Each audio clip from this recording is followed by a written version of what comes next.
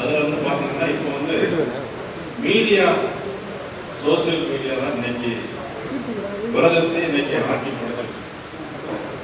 இன்னைக்கு தேர்தல் நேரத்தில் தேர்தலில் நமக்கு ஆட்சி படைக்கிறது media, social media. Social media எல்லாரும் பார்க்கறாங்க. வயலில் நாட்டு நடத்திட்டு கூட ஏதாவது போன் அடிச்சோம்னா வாட்ஸ்அப் என்ன போட்டுருக்க இருக்கு அப்படி ஒரு நிமிஷம் அதுதான் பயம் சொல்லிட்டு அதுக்கு அடுத்த நாட்டை நடத்துறாங்க. அந்த அளவுக்கு நீங்க மீடியா, வாட்ஸ்அப் நீங்க இல்லாத ஒரு இடம் கூட தமிழ்நாட்டில் கிடையாது. இந்தியாவிலே கிடையாது.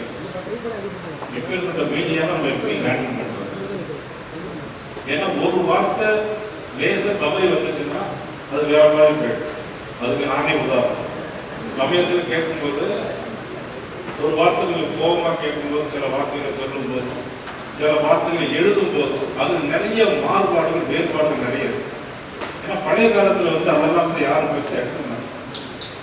இந்த காலத்துல எதுவுமே எல்லாமே தப்பா பேசு, எல்லாமே ரைட்டாகவும் பேசும். இது பழைய காலத்துல கிராமங்கள்ல பாத்தீங்கன்னா எல்லாம் பெரியவங்களும் அவன் காலையில பெருசா வேலை இருக்காது. அவரோட துண்டை போட்டுட்டு அப்படியே மந்தையில வந்து உட்காருவான். மந்தைன்னா அவங்களுக்கு எத்தனை பேருக்கு தெரியும் தெரியாது. அது ஒரு திணையில போய் உட்காருவான். ஓ என்ன பிள்ளையார் வாங்க, ஓ என்ன செட்டியார் எப்படி இருக்கீங்க, என்ன தேவர் எப்படி இருக்கீங்க அப்படின்னு கேட்பாங்க. அப்பெல்லாம் ஜாதியை பத்தி பேசுவாங்க. என்ன ஜாதி கூப்பிடுவாங்க. ஆனா அப்பெல்லாம் ஜாதி கிடையாது. அப்பெல்லாம் ஜாதி உதட்டுல மட்டும்தான். இப்ப எல்லாருக்கும் ஜாதி இல்லைன்னா உள்ளத்துல எல்லாம் நடிக்கிறாங்க. எல்லாருமே நடிக்கிறாங்க. உலகமே வாழ்க்கையே நடிப்பாங்க. அது இது சோசியல் மீடியா இதுக்கு ஒரு நடிப்பாங்க.